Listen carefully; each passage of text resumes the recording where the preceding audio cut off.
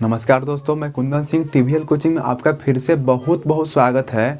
इस वीडियो में हम कक्षा 10वीं के संस्कृत पाठ 2 है। इस वीडियो में हम दिखाएंगे आपको पाठ 13 और पाठ 14।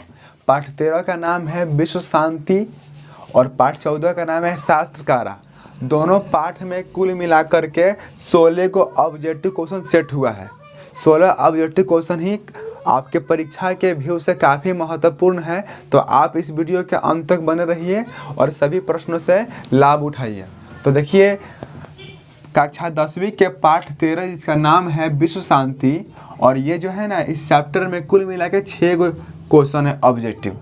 और विश्व शांति पाठ के नाम से ही स्पष्ट हो रहा है कि इस चैप्टर में हमको पढ़ना क्या है। इस चैप्टर में हमको शांति के बारे में पढ़ना है, यानी हम क्या क्या करें कि संसार में शांति कायम रहे, कोई देश दूसरे देश से झगड़ा न करे, किसी भी देश किसी भी अन्य देश को देखकर कलह में न रहे, ईर्ष्या न करे, सभी देश एक दूसरे से मिलजुल कर रहें। इस चैप्टर में हमको इन्हीं बातों, इन्हीं पहलुओं का अध्ययन करना है। ठीक है, यदि हम अपने अंदर से 6 प्रकार के अवगुणों को दूर करते हैं, क्रोध को भी दूर करते हैं और सबसे शांतिमय रहते हैं, तो किसी भी प्रकार की अशांति नामक भावना उत्पन्न नहीं होगी।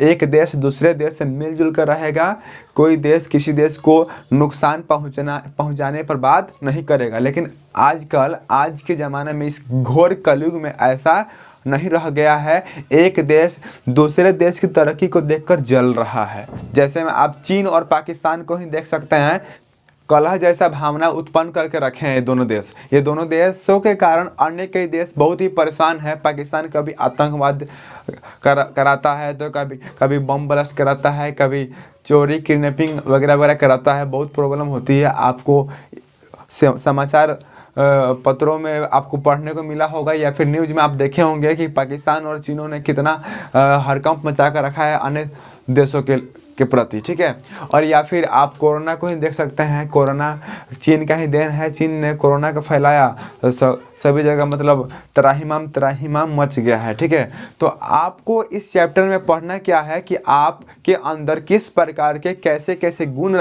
आएंगे, आपके अंदर कैसी भावनाएं रहेंगी कि शांति कायम रहेगी। यदि देखिए, कोई घर जो होता है वो शांति से ही घर बनता है, नहीं तो वह घर नर्क बन जाता है। यदि किसी घर में सभी लोग शांतिमय रहते हैं, सभी लोग मिलजुल कर रहते हैं, तो वह घर स्वर्ग बन जाता है। और यदि किसी घर में कलह होता है, झगड़ा झंझट होता है, तो वह घर स्वर्ग ना हो करके नर्क बन जाता है। इसी सही पहलुओं को हमें इस चैप्टर में पढ़ना है। तो इस चैप्टर में कुल मिलाकर 6 वस्तुनिष्ठ प्रश्न सेट हुए हैं। हम सभी 6 वस्तुनिष्ठ प्रश्न को आपको बारी बारी से दिखाएंगे। पहला प्रश्न आप स्क्रीन पर देख सकते हैं। सवाल है, किस पाठ में शांति की बात की गई है? तो पाठ के नाम में ही लिखा हुआ है शांति, विश्व शांति, शांति, विश्व शांति, शांति। तो विश्व शांति नामक पाठ में शांति की बात की गई है। किस पाठ में शांति की बात की गई है? तो विश्व शांति नामक पाठ में शांति की बात की गई है। ठीक है, अगला प्रश्न है, आप स्क्रीन पर देख सकते हैं। सवाल है, दुख किसके द्वारा आता है? दुख जो होता है, सैडनेस जो होता है, किसके कारण आता है? तो अशांति के कारण। यदि आपके अंदर अशांति है, आप लोगों से झगड़ा झंझट करते हैं, तो आप हमेशा दुखी रहिएगा, आप सुखी नहीं रहिएगा। मतलब एक खाली हाथ आए हैं, खाली हाथ जाना है, खाली हाथ आए हैं, खाली हाथ जाना है, तो फिर इस मोह माया भरी दुनिया में क्या हमको पाना है? हमें सबसे मिलजुल कर रहना चाहिए। यही पाठ हमको बतलाता है। ठीक है, अगला प्रश्न है, शांति की प्राप्ति किस प्रकार से हो सकती है? शांति को यदि आपको प्राप्त करना है, शांति, तो किस प्रकार से शांति आप प्राप्त कर सकते हैं? तो अहिंसा से। अहिंसा का मतलब क्या होता है? झगड़ा झंझट से दूर रहिए। गांधी जी सबसे बड़े अहिंसा के पुजारी थे। ठीक है, गांधी जी को हम अहिंसा का पुजारी भी कहते हैं, क्योंकि वे हिंसा के खिलाफ थे। कोई उनको एक छटा मारता था, वे दूसरा गाल आगे कर देते थे। ठीक है, मतलब झगड़ा झंझट से हमेशा दूर रहना चाहिए। हिंसा नहीं करना चाहिए, क्रोध करना ही नहीं चाहिए। जो व्यक्ति क्रोध पर नियंत्रण कर लेता है उसको शांति पाने से कोई नहीं रोक सकता है। वह हमेशा शांत रहेगा, मतलब वह अपने शरीर को किसी भी माहौल में, किसी भी स्थिति में अब उसको ढाल सकता है। ठीक है, या इस सवाल का आंसर एक और हो सकता है, ध्यान से सुनिए। शांति की प्राप्ति किस प्रकार से हो सकती है? तो अहिंसा से और स्नेह भाव से, मतलब सबके प्रति स्नेह भाव रखिए, सबसे मिलजुल कर रहिए, किसी से घृणा मत कीजिए, किसी से भेदभाव मत कीजिए, तो आप सबसे आपको शांति अवश्य मिलेगी। ठीक है, अगला सवाल है, उदार चरित्र वाले विश्व को क्या मानते हैं? जिनका हृदय बहुत बड़ा होता है वे विश्व को अपना देश मानते हैं। ठीक है, लेकिन कुछ देश ऐसे हैं जो अपने देश को सिर्फ अपना देश मानते हैं, अन्य को परेशान करते हैं, जैसे में चीन और पाकिस्तान को ही आप देख सकते हैं। ठीक है, अगला प्रश्न है, अशांति के कितने कारण हैं? तो अशांति के 4 कारण हैं। 4 कारण है जिससे हमको अशांति मिलती है। यदि इन 4 कारणों को हम दूर कर देते हैं तो हमें शांति अवश्य मिलेगी, हमको अशांति नहीं मिलेगी। ठीक है, लास्ट क्वेश्चन है इस चैप्टर का, सवाल है, आज संसार के सभी देश में क्या दिखाई दे रहा है? तो अशांति या कलह। आज संसार के प्रत्येक देश में अशांति और कलह की भावना है। कोई भी देश दूसरे देश की तरक्की को देखता नहीं है, देख करके जलता है, उनको नीचे खींचता है, उनको अपने से पीछे ही रखना चाहता है। ठीक है, इस तरह आप तेरे पाठ जिसका नाम है विश्व शांति, इस पाठ का पूरा वस्तुनिष्ठ प्रश्न आप देख लिए हैं। इस चैप्टर से एक सब्जेक्टिव सवाल आएगा, सवाल पूछेगा इस प्रकार कि विश्व शांति से आप क्या समझते हैं? तो आपको इसका आंसर लिखना होगा कि शांति के बारे में पूरा लिखना होगा, जैसे हम आपको पहले समझाएं। ठीक है, अब पाठ 14 हम देखेंगे, कक्षा 10वीं के संस्कृत के पाठ 14 जिसका नाम है शास्त्रकारा, और ये अंतिम पाठ है। ठीक है, कक्षा 10वीं में 2 संस्कृत का बुक है, तो संस्कृत के प्रथम बुक में 14 पाठ है और सेकंड संस्कृत का भी बुक है, लेकिन उस संस्कृत की किताब से ना अधिकांश सवाल नहीं पूछता है। उस संस्कृत की किताब से जाना माना कुछ क्वेश्चन पूछता है, जैसे में एक पूछेगा भीष्म की प्रतिज्ञा वाला सवाल पूछेगा और एक ध्रुव के बारे में पूछेगा। ठीक है, तो हम उस किताब को भी पढ़ाएंगे, लेकिन हम पहले हिंदी का किताब पढ़ाएंगे, उसके बाद उसको पढ़ाएंगे, क्योंकि उसमें से अधिक सवाल नहीं पूछता है। ठीक है, और हमारे पास समय बहुत कम बचा है, क्योंकि हमें आपका बढ़िया से तैयारी कराना है, इसलिए हम सेकंड संस्कृत फर्स्ट हिंदी पढ़ाने के बाद पढ़ाएंगे आपको। ठीक है, कोई बात नहीं है। यदि आप पहले पढ़ना चाहते हैं तो कमेंट बॉक्स में कमेंट कीजिए। यदि आप लोगों की संख्या अधिक होगी तो हम पहले भी पढ़ा सकते हैं। तो देखिए, शास्त्रकारा पाठ में हमको पढ़ना क्या है? शास्त्रकारा पाठ में हमको पढ़ना है शास्त्र के बारे में। शास्त्र मतलब पुस्तक के बारे में। ठीक है, शास्त्र को देखिए, शास्त्र और शास्त्र में जरा सा अंतर है। शास्त्र और शास्त्र में जरा सा अंतर है। शास्त्र का मतलब होता है हथियार और शास्त्र का मतलब होता है पुस्तक। ठीक है, तो हमें इस चैप्टर में पुस्तक यानी किताब के बारे में पढ़ना है कि किस प्रकार किताब हमें महामूर्ख से महाविद्वान बनाता है। ठीक है, किताब को मनुष्य का सबसे अच्छा मित्र बताया गया है।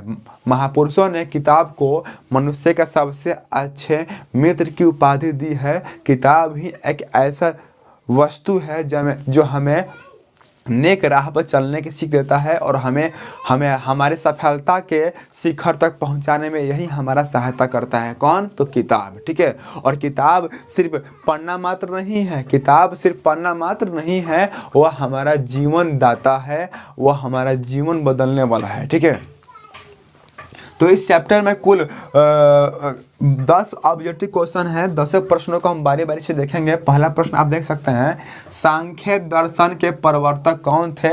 तो कपिल। याद रखिएगा, सांख्य दर्शन के प्रवर्तक कौन थे? तो कपिल। ये प्रवर्तक वाला सवाल जो है ना, कुल मिलाकर 6 है और 6 को सवाल में से 2 या 3 कंफर्म आएगा। आप क्वेश्चन में उठा कर देख सकते हैं, या जो आपकी टेस्ट एग्जाम हुआ है उसको भी आप पेपर उसका ला करके देख सकते हैं। प्रवर्तक वाला 6 सवाल बनता है, जिसमें से 2 सवाल हमेशा पूछता है। ठीक है, पहला सवाल है, सांख्य दर्शन के प्रवर्तक कौन थे? तो कपिल थे। कौन थे जी? कपिल। ठीक है, दूसरा सवाल है योग दर्शन। योग दर्शन के प्रवर्तक कौन थे? तो पतंजलि। योग दर्शन के प्रवर्तक कौन थे? तो पतंजलि। पतंजलि का आजकल सामान बहुत फेमस है, ठीक है, मतलब वो ब्रांड एक है, लेकिन यहाँ पे ये व्यक्ति है, ठीक है। अगला सवाल है न्याय दर्शन के प्रवर्तक कौन थे? तो गौतम। गौतम जी जो थे ना, न्याय दर्शन के प्रवर्तक थे, ठीक है। अगले प्रश्न को आप स्क्रीन पर देख सकते हैं। सवाल है मीमांसा। मीमांसा नामक जो ग्रंथ है, मीमांसा दर्शन के प्रवर्तक कौन थे? तो जैमिनी। कौन थे जी? जैमिनी, ठीक है। पांचवा प्रश्न है वेदांत दर्शन के प्रवर्तक कौन थे? तो वादरायण। कौन थे जी? वादरायण, ठीक है। तो यदि आपने हमारे 1 से लेकर के 14 तक सभी वस्तुनिष्ठ प्रश्नों वाला वीडियो नहीं देखा है तो आप हमारे चैनल के प्लेलिस्ट में जाइए और सारे वीडियो को लाइन बाय लाइन से देखिए, तब आपको संस्कृत में 85% नंबर मिलेगा, ये मेरा वादा है। और एक बात और, आप वीडियो को पॉज करके इसका स्क्रीनशॉट ले लीजिए, और इसी का नहीं सभी पाठों का स्क्रीनशॉट ले लीजिए और उसको अपने कॉपी में नोट कीजिए। जो प्रश्न आएंगे इससे टच करने ही करने हैं, अवश्य टच करेगा, पक्का टच करेगा, ठीक है। छठा प्रश्न आप देख सकते हैं वैशेषिक दर्शन के प्रवर्तक कौन थे? तो विशाखा दत्त। विशाखा दत्त जी ना वैशेषिक दर्शन के प्रवर्तक थे। इस तरफ प्रवर्तक वाला सवाल खत्म हुआ। 6 सवाल आता है प्रवर्तक वाला, उसमें से 2 सवाल कंफर्म पूछता है, हर साल पूछता है, यह आउट क्वेश्चन है, इसको हर साल आना ही आना है, ठीक है। अगला सवाल है कौन हमें धर्म की राह पर चलने की सीख देता है? तो शास्त्र जो है, पुस्तक जो है, पोथी जो है, पत्रा जो है, यही हमें धर्म की राह पर चलने की सीख देता है कि नेक राह पर चलो। ओके। अगला प्रश्न है वेद कितने हैं? तो ये प्रश्न कई बार पूछे गए, आप जानते हैं। वेद 4 हैं। वेद कितने हैं? 4 हैं। वेद कितने हैं जी? 4 है। यजुर्वेद, सामवेद, अथर्ववेद और ऋग्वेद। कुल मिलाकर वेद कितने हैं? 4। वेदांग कितने हैं? तो 6। पुराण कितने हैं? तो 18, ठीक है। अवगुण कितने हैं? तो 6। और संस्कार कितने हैं? तो 16, ठीक है। इन सभी प्रश्नों को आपको याद रखना होगा, इसमें से 1 या 2 सवाल अवश्य पूछेगा, ठीक है। सेकेंड लास्ट क्वेश्चन है इस चैप्टर का, इस चैप्टर क्या अंतिम चैप्टर का, ठीक है। वेद के अंग स्वरूप कितने शास्त्र हैं? तो वेद के अंग स्वरूप कुल मिलाकर 6 शास्त्र हैं, मतलब आधा दर्जन शास्त्र है। लास्ट क्वेश्चन है इनमें से कौन ज्ञान का शासक है? तो शास्त्र। शास्त्र को यानी पुस्तक को यानी पोथी को ज्ञान का शासक भी कहा गया है, ठीक है। तो इस तरह हमने आपके लिए संस्कृत कक्षा 10वीं संस्कृत का पूरा पाठ का वस्तुनिष्ठ प्रश्न बोले तो ऑब्जेक्टिव क्वेश्चन का पूरा सलूशन दे दिया। यदि आप चाहते हैं संस्कृत व्याकरण पाठ बाय पाठ पढ़ना तो आप कमेंट बॉक्स में कमेंट कीजिए, हम बहुत ही जल्दी आपको संस्कृत व्याकरण का पाठ बाय पाठ वाला वीडियो अवश्य लाएंगे, जल्दी लाएंगे, बहुत जल्दी लाएंगे। इस तरह मैं कुंदन सिंह टीवीएल कोचिंग नामक मेरे इस यूट्यूब चैनल की तरफ से आपको संस्कृत के सभी पाठ देखने के लिए बोलता हूँ। यदि आप देखते हैं तो आपको अवश्य उससे फ़ायदा मिलेगा। तो बस आज के लिए इतना ही, मिलते हैं कल अगले नए वीडियो में। तब तक के लिए नमस्कार, जय हिंद, जय भारत।